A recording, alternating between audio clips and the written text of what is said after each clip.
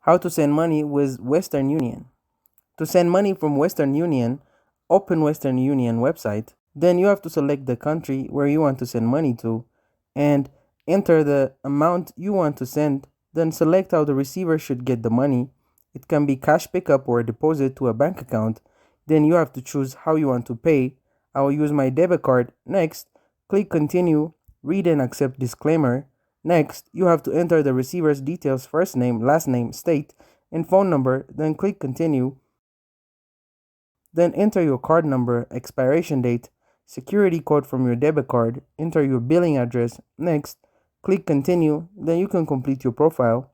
Click continue. Then you can verify all the details of the transfer, sending details. Scroll down and click continue. Now you can see confirmation of the transfer. Thank you guys for watching this video. If this video was helpful, don't forget to like and subscribe to my YouTube channel.